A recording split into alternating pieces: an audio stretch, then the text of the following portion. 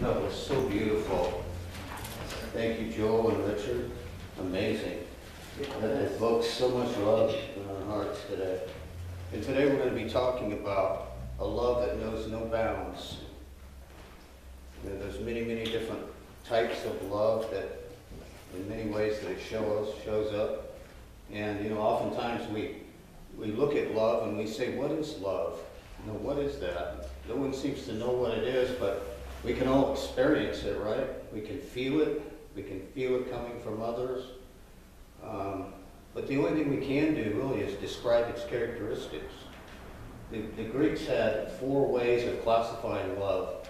The first is agape, which is the highest form of love, and that is the divine love. It often refers to a deeper meaning than just affection, and it goes back to the sense of true love, rather than just an affection. So agape love is a feeling for one's children, or a feeling for your higher power, or your higher power's feeling for you. It's described as being one of the highest loves. The other second type is eros love. And eros love is the most talked about, you know, in society, and that's passionate love. Passionate love between lovers, between people in relationships. It's basically the sensual desire and longing for each other. So this is more of a physical type of love. And so basically what eros means is intimate lover. But it doesn't have to be sexual in nature. Eros love is interpreted by Plato without love, without physical love. And so it became known as Platonic love, his interpretation of it, which means without physical, without sex, without physical intimacy. And it's basically interpreted as the appreciation of the beauty within that person. And it was, rather than a physical attraction, it referred to a deeper affection within. And then the third kind is filial love, which means affectionate in friendship. So if I'm in a friendship, filial love is some of the virtues. It's the virtues of it include loyalty to family, friends, community, and it requires virtue, equality, and familiarity. In an ancient text, denoted its type of love used between families, friends, a desire of enjoyment of activity, as well as between lovers. So there's just various stages of filial love. And then the last is storge, which means affection. And what it is a natural affection that's felt by parents for offspring, rather than something that has to cultivate. It's something that you're naturally, as a parent and a child, you're naturally drawn to that. And it's used exclusively as a descriptor of relationships within the family. So that's the way that the Greeks described love. You know, basically a lot of our society in the Western have come from the Greeks and the way they interpret love, and of course our language, the English language, has been so affected by the Greeks. Love is the most powerful presence in life. You cannot escape it. A lot of people try to get away from it for some reason or another, you know, with fear, but you cannot escape it. And, you know, often people say, can you imagine a world without love? But really, if you think about it, it's not really possible to have a world without love, because love is an intrinsic part of who we are. It's something that we can't make a choice of whether or not we are an existence of love or we're not an existence of love. Love is just who we are. Love is not a power. It's not a force, but it's a power. Love doesn't impose its will on the unwilling, but it is the greatest power. Love is so powerful that it transforms all that it touches. Love is soft like water. It flows around and not through hardened, embedded rocks of our consciousness. It doesn't force us to allow to fill up. It's always our choice. Charles Fillmore says in The Revealing Word about divine love is impersonal. It loves for the sake of loving. It is not concerned with who or what it loves, nor with the return of love. Like the sun, its joy is in the shining forth of its nature. Love is an inner quality that sees good and everywhere and in everybody. It insists that all is good, and by refusing to see anything but good, it causes that quality to finally appear in the uppermost of itself and in all things. Love is the greatest harmonizer and healer. Charles Fillmore often referred to love as like gravity that binds, that holds us all together. And we look around and we say, we could use some gravity toward each other, right? There's so much separation within our consciousness, and see, this is us and this is them, or this is me and this is you. We talk about that separation a lot here.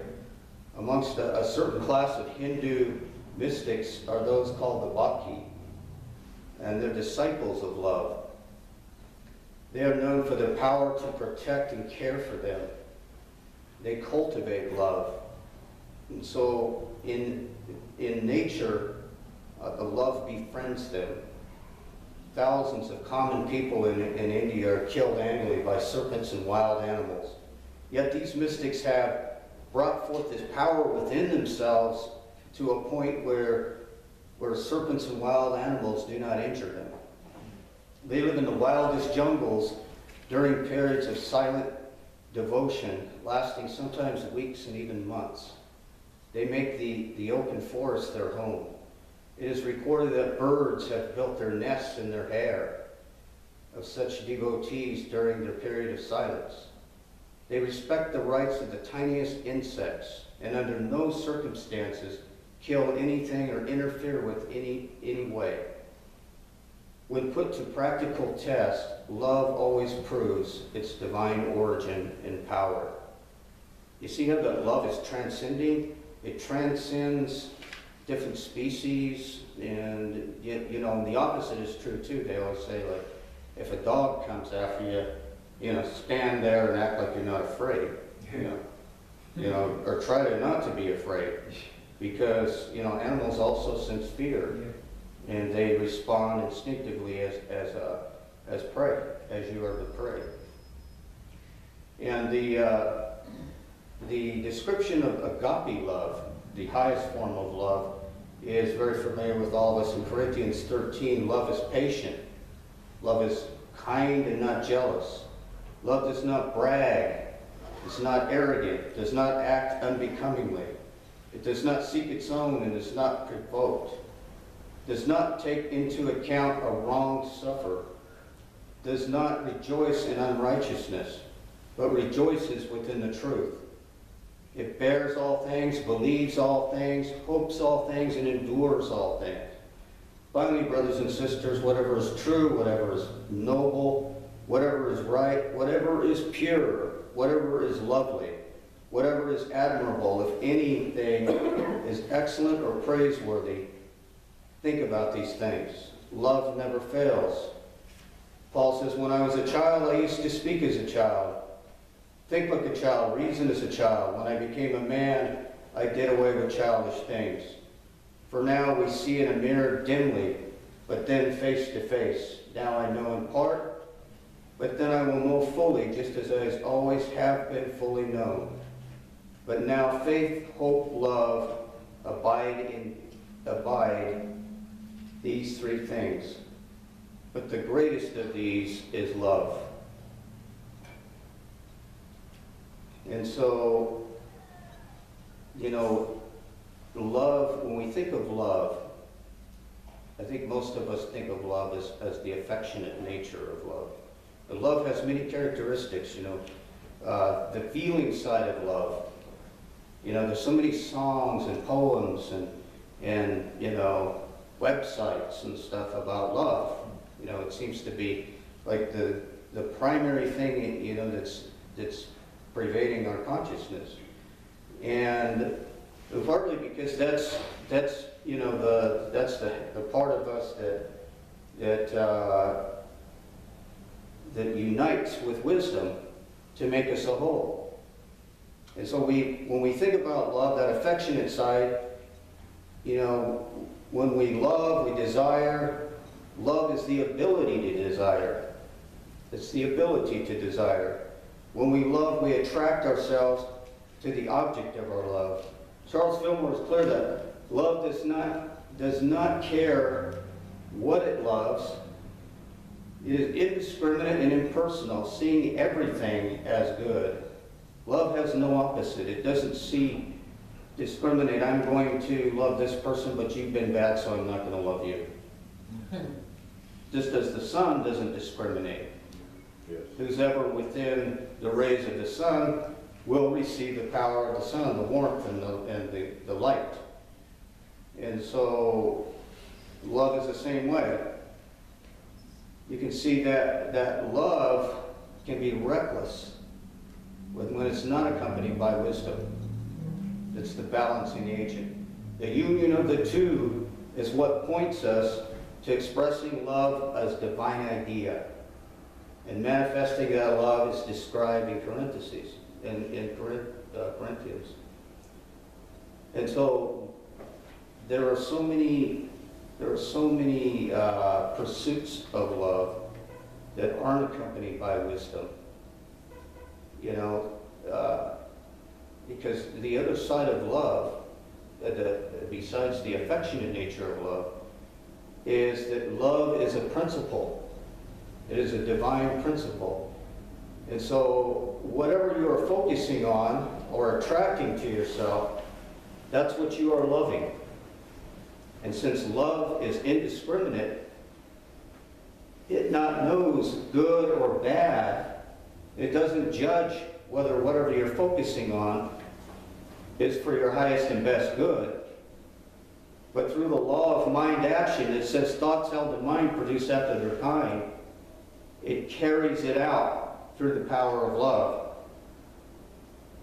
And so whatever you're focusing on, if you're focusing on anger, love will harmonize to focus on whatever your thoughts and your feelings are. And we see this everywhere in the world today. We see people that kill for love.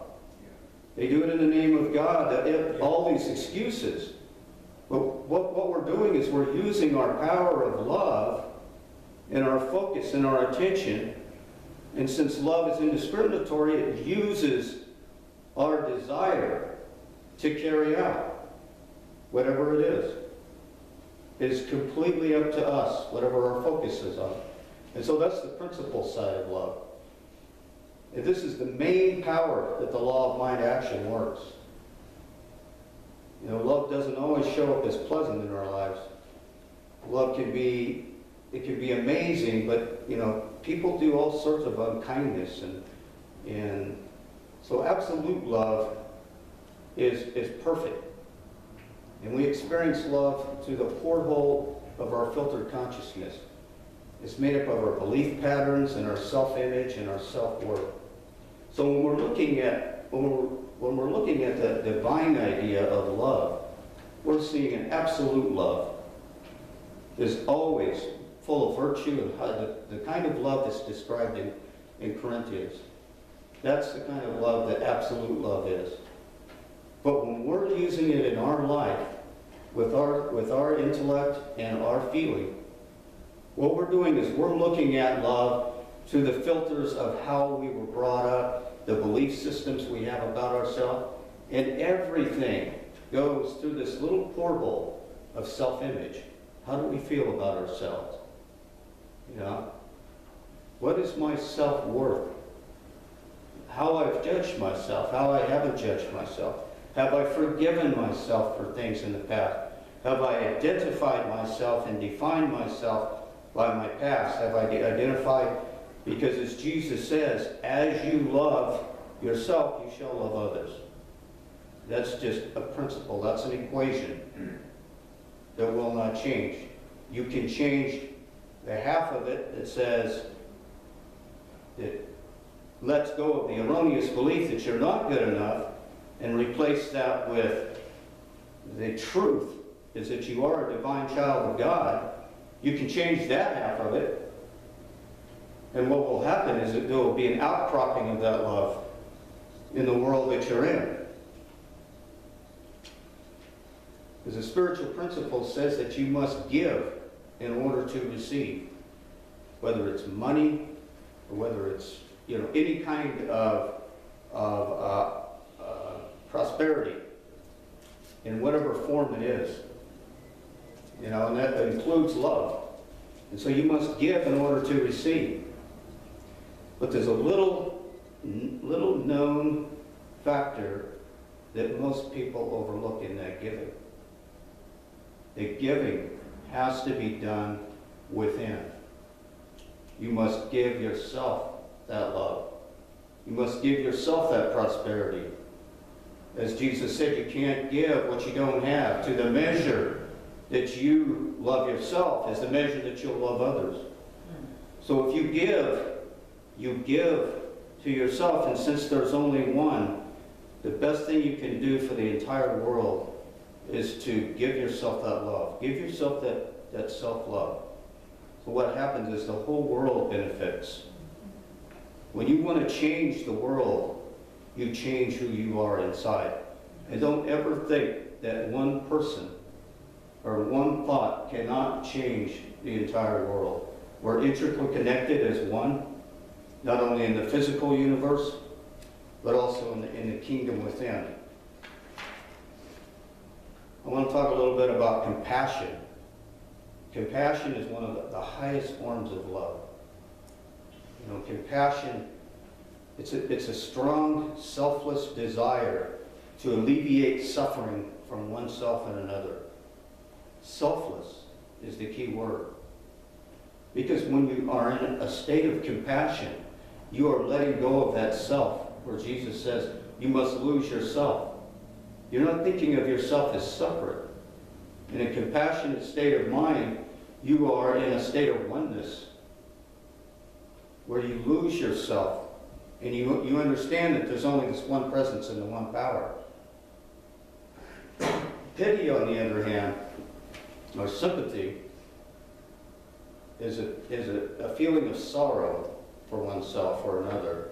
Pity is not a loving act, but rather it's the reason that people instinctively keep it a secret when they have a terminal illness. Instinctively, they don't, they shy away from telling people. Why? Because when somebody sends you pity and they send you a sympathy, by the law of mind action, what are they doing? They are keeping you in the state, every thought is a prayer. So when they think of you in a low state and they start feeling sorrow for you and pity, that keeps you down in that state. Is their consciousness is picked up by you. When people came to Jesus and they said, please heal me, master or leader, whatever they called Jesus. And they said, and Jesus says, do you believe? Do you believe that this can be done? Jesus didn't say, oh, you poor thing. You look pretty bad. I think you might die. There was no pity. There was only life-affirming truth that came from Jesus. No two aspirins called me in the morning. Time is not a boundary of the one presence and the one power, of the divine love. He said, rise right now. He didn't say 2 weeks.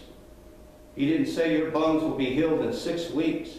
He called out the divinity in each person, right here, right now, because he knew that love was boundless.